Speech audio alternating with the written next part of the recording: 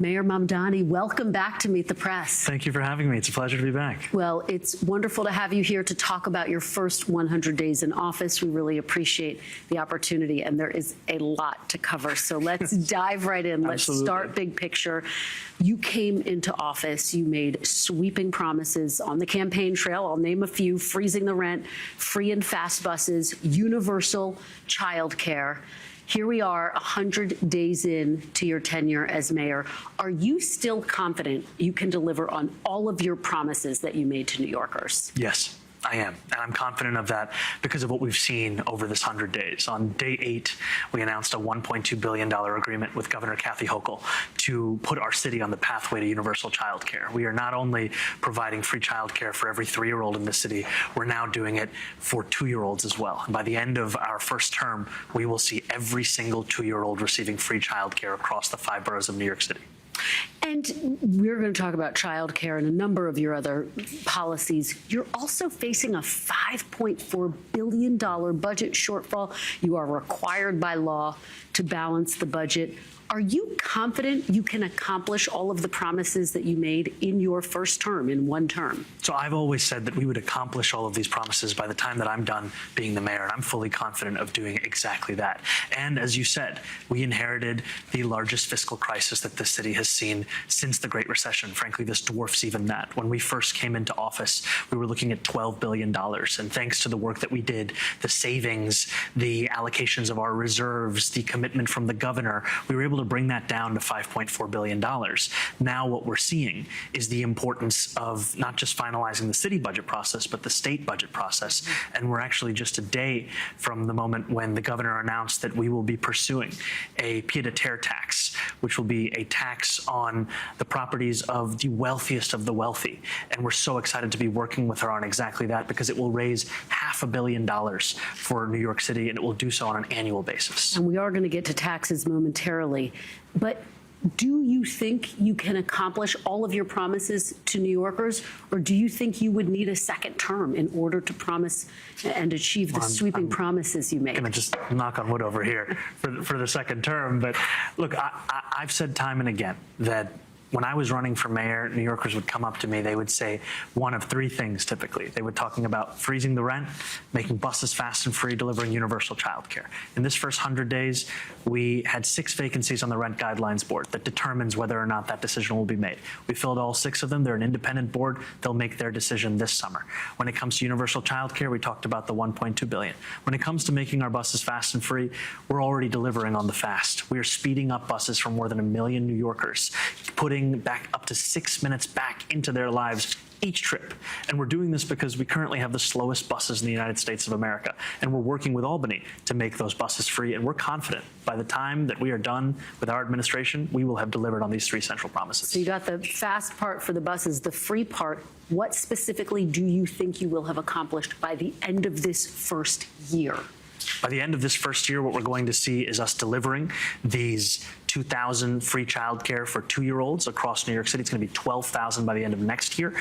Every single 2-year-old by the end of 4 years. When it comes to our buses, we will have sped up the process for buses for more than 1 million New Yorkers. What this means is 20% increases in speed across 45 priority corridors. But buses won't be free by the end of your first We're working with Albany right now, and we're still confident that there is a part of this budget that could start that process of making buses free. We have 1 bus route free in New York City right now. We're excited at the prospect of building that out before we deliver it for every bus route. And just to be very clear, to put a fine point on this, I don't hear you committing to being able to accomplish everything with 1 term.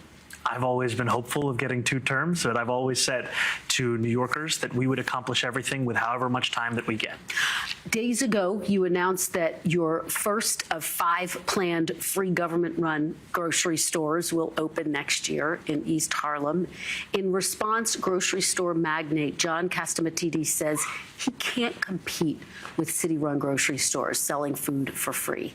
If private grocers start closing because of your policy, will your policy have been a failure, or do you simply see that as the cost of achieving your grocery store plan. So I just want to correct you on one thing. These are not free groceries. These are cheaper groceries. We've always said that we would have one city-run grocery store in each borough, and they would provide cheaper groceries, and we're going to do that by guaranteeing it through a basket of essential items, the kinds of things that New Yorkers need from their grocery store, but they haven't been able to budget for. We're talking about bread and eggs, the staples that have been skyrocketing. Now, I know that, grocery prices have been increasing across the country, but they've been increasing at an even higher rate in New York City. Our goal here is to deliver cheaper groceries to New Yorkers. That's what we want the outcome to be. John is someone that I've had the pleasure of getting to know, someone who's been a big part of New York City life, and I'm excited to be delivering this. And even as we may have some disagreements, to still looking to serve New Yorkers across the 5 boroughs. If John Catsimatidis, though, closes some of his stores,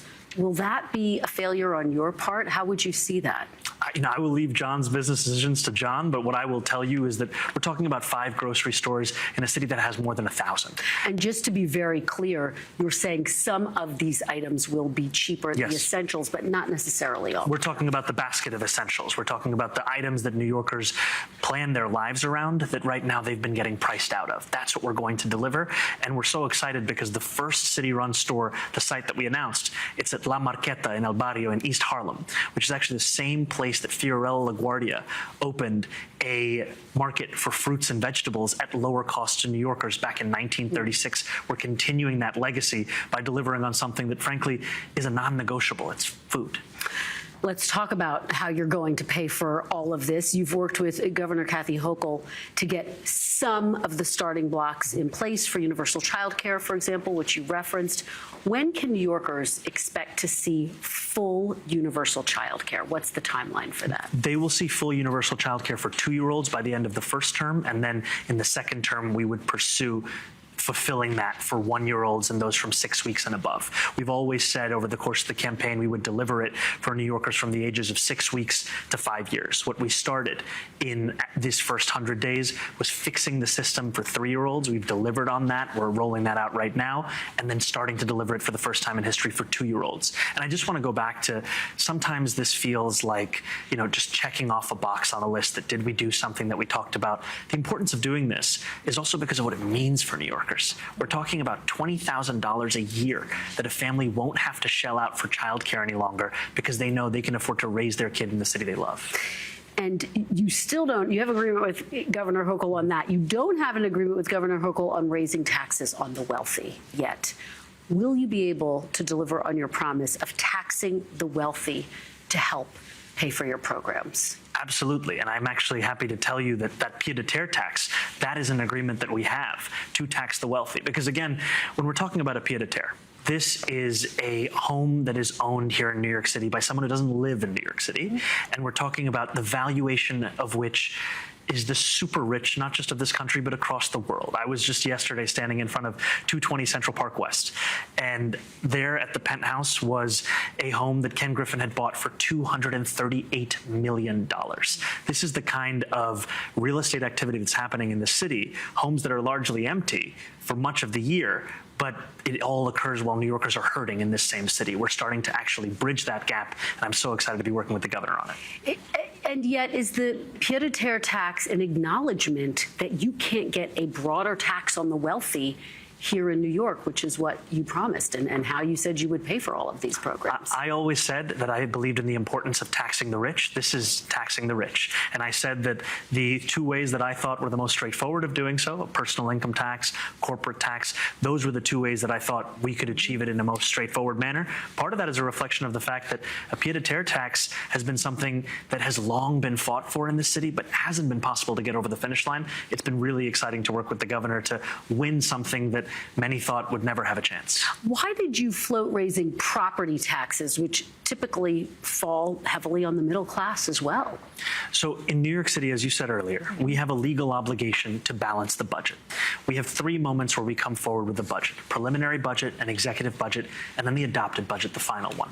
In the preliminary budget on February 17th, we had to both tell New Yorkers about not just the level of our fiscal deficit, but what was still left to fill, $5.4 billion, as you said.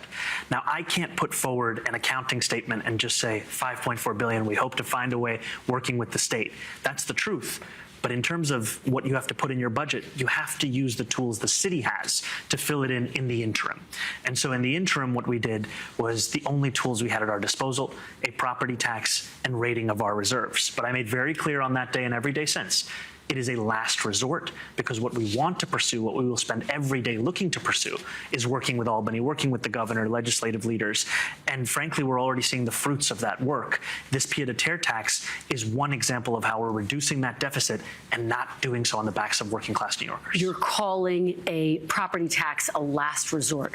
Are you backing away from it? Have you all but abandoned your push for a property tax because there was backlash? No, I'm just quoting myself from February 17th. The very day that I introduced our preliminary budget, I said then and there, I do not want to do this. And the truth of it is because it's a broken system.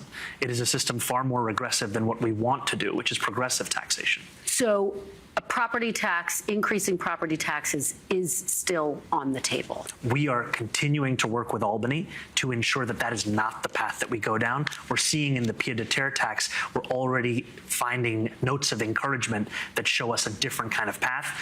This state budget, we hope, will be finalized by the end of this month. And then when we put forward our executive budget, we'll be able to update what tools the city has. When you talk to New Yorkers, they say they feel like they're already overtaxed. What do you say to middle-class New Yorkers who are worried some of these taxes could wind up impacting them? I tell them unless they make more than $1 million a year or own some of the most profitable corporations in our city or have a second home that's worth more than $5 million, then these are not taxes that apply to them. And what I've sought to make this city the most expensive in the United States of America is one that's affordable for the people who have been priced out of it. And that's why I have fought for a vision that looks to ask those with the most to pay that little bit more so that everyone can live here. And when I talked to you several months ago, I asked you about your push to increase income taxes. You expressed confidence you would ultimately be able to reach an agreement with Governor Hochul. Where does that stand? Do you have any confidence that she will see eye to eye with you at some point on increasing income taxes? Well, I have to say that I am really glad at the relationship that the governor and I have developed. I wish it wasn't so unique, because relationships in the past between mayors and governors have not been this productive, frankly, for the city. And what we're seeing in that relationship is a commitment to this city. And when I spoke to you about the importance of personal income tax for $1 million or more, or corporate tax for the top tier of profitability, it was all grounded in the belief that we had to tax the wealthiest among us to deliver for everyone. This pied-à-terre tax, it is a clear illustration of that belief in action. We're so excited to be delivering it. The pied-à-terre tax, you view it as a step toward a broader tax. It sounds like you haven't abandoned your push for a broader tax on the wealthy. I think the pied-à-terre tax is an incredible step. I think the final part of this budget process is to ensure that we're balancing the budget at zero. And that continues to be the work that we do with Albany, as well as right here in City Hall. All right, let's talk about President Trump. When we last spoke after your first Oval Office meeting, one that surprised a lot of people in how cordial it was. How would you describe your relationship with President Trump right now? I would say that it's honest, it's direct, and it's productive. And are you still in regular contact with him? How often do you speak to the president? I'll keep the cadence of that between the two of us. Much of that is based on the premise of privacy. But what I will say is that those conversations, no matter how they happen, they return back to one thing, one of the few things that we have in common, which is our love for New York City and how to deliver for this same city. He said it after the first meeting that we had in the Oval Office. He told the press that were there that the better this city does, the happier he feels. That's exactly how I feel about the city as well. Understood. You're not going to give me the exact cadence, but is it fair to say you have had, to some extent, ongoing discussions since that first Oval Office meeting? Yes, and we've seen a second meeting at the Oval Office, and much of this is a reflection of the fact that he's the President of the United States of America, I'm the Mayor of New York City, and we know that so much of what this city needs is also dependent on a relationship with the federal administration.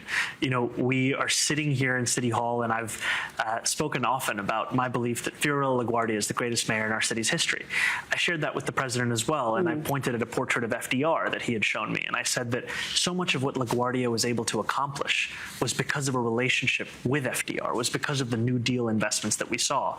And that's why in the second meeting that I had with the president, I put forward a proposal to build more housing in a single development that the city has seen since the early 70s. And it was something that he was interested in, and that's a big part of the conversation we're continuing to have. You know, many Democratic mayors, governors, members of Congress have struggled to figure out how to navigate their relationship with President Trump. What do you think you have gotten right about that? What do you think that you're doing that's been effective so far? I think, to be honest with you, I am lucky in that I have something that no one else does, which is that I'm from New York City. And New York City holds a very special place for him, as well as for me. We're both from this same city. And it means that our conversations are not just of the scale that is typical with the president, but also granular about even the things as specific as zoning law changes in Midtown Manhattan. And that, I think, speaks to the fact that Donald Trump is not just the president of this country, he's also someone who's been a New Yorker for his entire life, and there's an investment in this city doing well. Because you've now had a number of conversations with President Trump, do you trust President Trump? I would say that those conversations are ones where we know they have to continue, and there have been times where I have raised things to the president. For example, in that last meeting, it was a meeting that we mostly spoke about this housing development. But over the course of the meeting, I did mention that just that morning that ICE had detained a Columbia University student. I mentioned to him that this was part of a larger trend that we had seen of 5 individuals being detained in or around Columbia University. I gave him a list of those 5.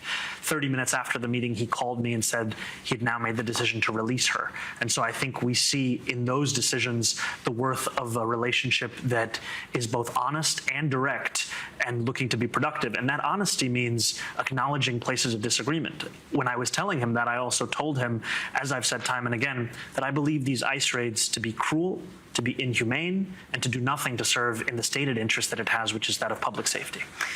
Given that you have found some common ground with President Trump, would you say at this moment you trust him? I would say that he is someone I will continue to speak with, and that I think, like with any politician, myself or himself or any other one, we should be judged by the actions that we have. You and President Trump arguably both won on similar messages of affordability. New York City already had one of the highest energy rates in the country. Now, the war with Iran has triggered the worst oil disruption in U.S. history. Is there anything that you can or will do as mayor to help alleviate some of the high costs that New Yorkers are bearing right now due to the war in Iran? We are looking to deliver relief to New Yorkers, frankly, even from before this war, because while this war has exacerbated a cost of living crisis, that is a crisis that existed from even before the time I was running for mayor.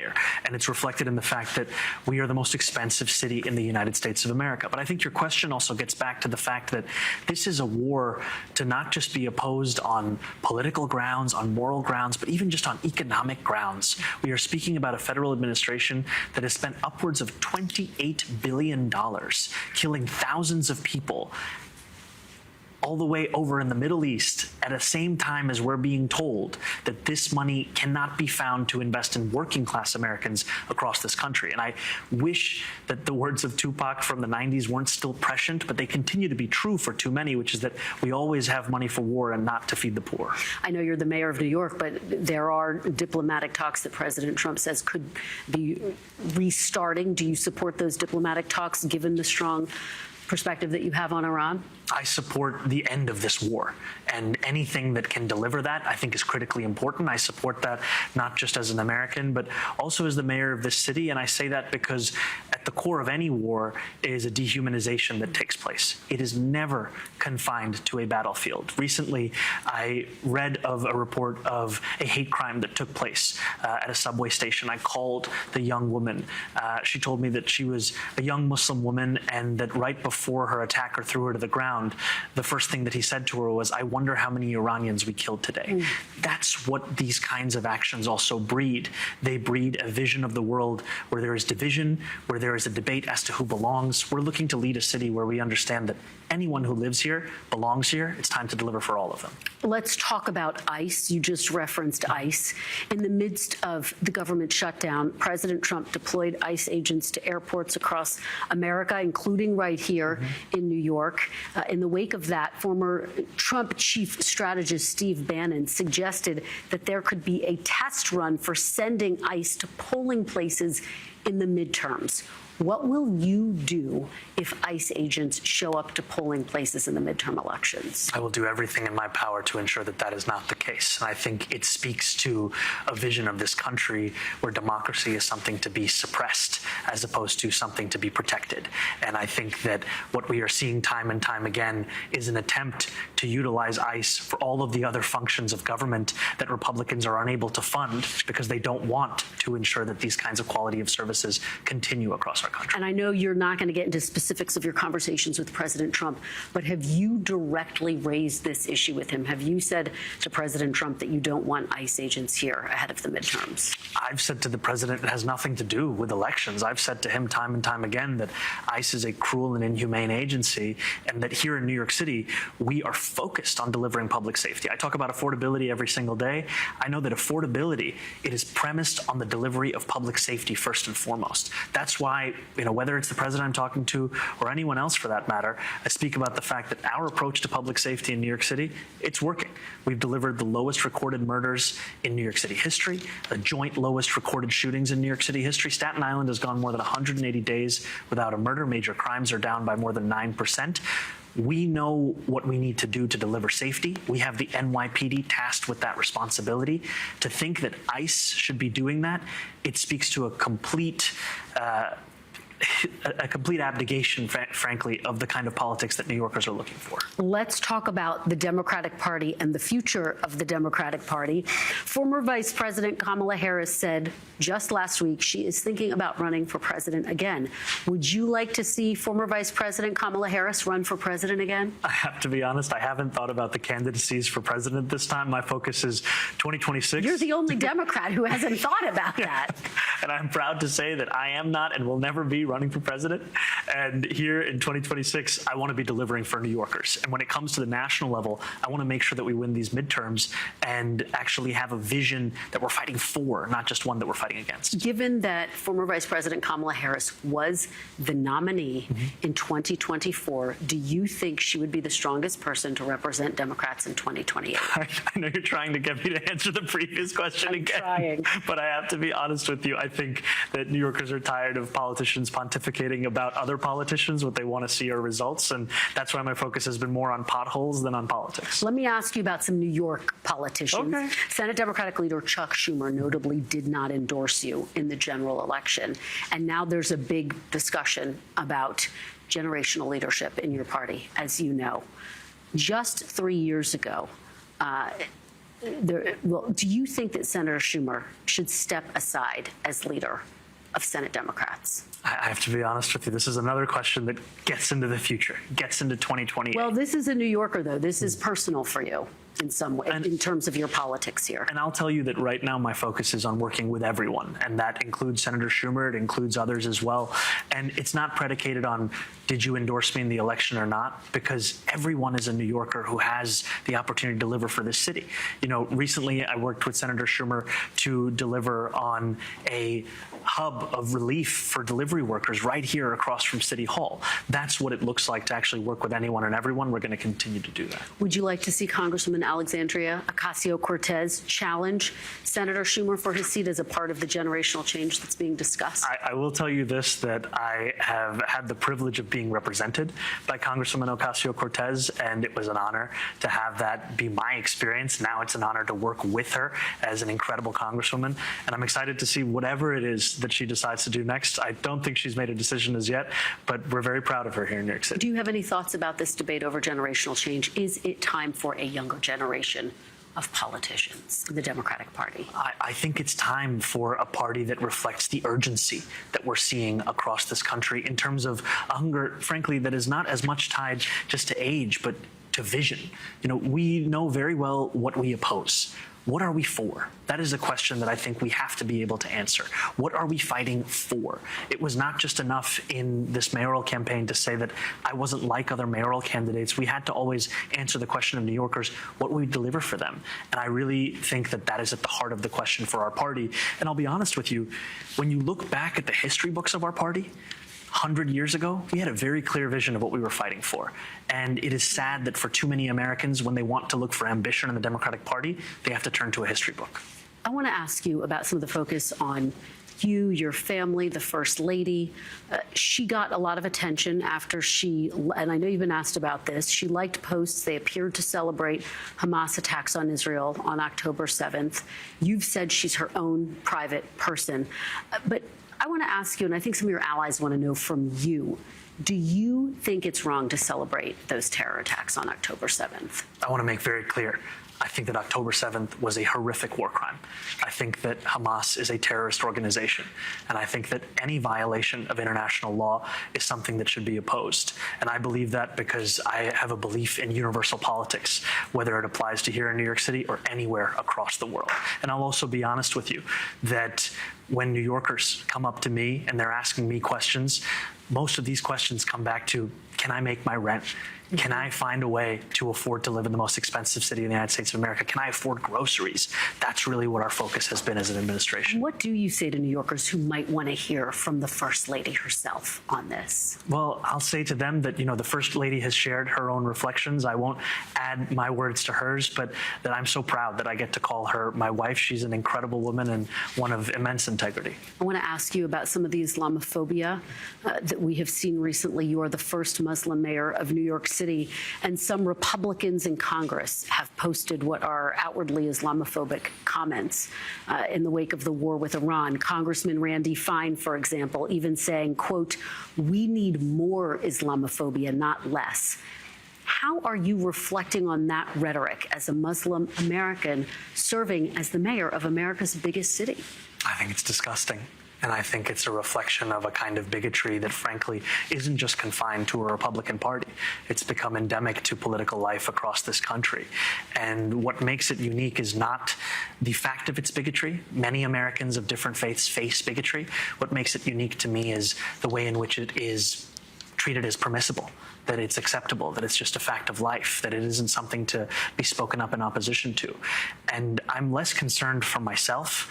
I'm more concerned, frankly, for so many Muslims who face these same kinds of attacks, but we don't know their names. They don't have the privilege of serving as the mayor of the city. And I'm concerned about them because I'm concerned about anyone who calls the city home, and how do we ensure that they never feel that their belonging is in question. They never feel that because of who they are or where they come from, they don't deserve the same things as anyone else. The suspects accused of throwing explosives outside your residence were arraigned this week and pleaded not guilty. As you sit here, are you worried about your own personal safety? I'm very thankful to have hardworking men and women of the NYPD who keep me safe and keep New Yorkers safe each and every day. I don't fear for my safety, and that is a testament to the work that they do. I will say that there are threats that I receive by virtue of being the mayor of this city, and they will never intimidate me from doing the job that I am so grateful to have, which is a job to serve New Yorkers across the 5 boroughs. We are in an extraordinary moment where political violence is on the rise. How do you process that and not let it stand in the way of your work? I think it is something that we have to be clear about, that no matter who this political violence seeks to target, it must be vehemently opposed. It doesn't matter what you think about that person's opinions or whether you agree with them. To allow political violence to become a part of public life, it is the way in which democracy starts to disintegrate as a place where we can engage with those with whom we disagree. And it is all too easy amidst all of this to try and hide yourself from the world, to try and live only inside of City Hall or in your armored vehicle. But we always know that to best understand New Yorkers, you have to live like New Yorkers. And that's why I'll take the train, I'll get on the bus, I'll ride a bike, I'll walk around, because if I'm only seeing one New Yorker in the reflection of my window and that's myself, I'm not going to be able to fight for everyone who calls the city home. And just finally, Mayor Mamdani, you are the first Democratic Socialist mayor of New York. Now that you have reached 100 days in office, how do you define what democratic socialism means in practice? It is the belief that democracy should extend from the ballot box to the rest of our lives. It's the belief that we should be fighting for each and every person who calls the city home. And in a practical sense, it's the choice to not only deliver the first steps to universal childcare, but to do it while filling in 102,000 potholes, changing 6,700 catch basins, repaving more than 1,000 miles of roadway. Because what we know in our pothole politics and our sewer socialism is that the worth of an ideology can only be judged in its delivery. And that's what we're looking to do. We're looking to deliver. Now that you've bumped up against the hard realities of a $5.4 billion budget shortfall and the other red tape that you have to go through, do you still believe in democratic socialism? Do you still think it can be effective? I believe in it even more than I did the day before. And that's because of the fact that it is focused on the needs of working people. And working people need that focus, that fight from politicians more than ever. Mayor Zohran Mamdani, thank you very much. Thank you so much. Really appreciate your time. Thank you. Real pleasure. Thank you. We got through everything. We did. Appreciate it. We thank you for watching, and remember, stay updated on breaking news and top stories on the NBC News app or watch live on our YouTube channel.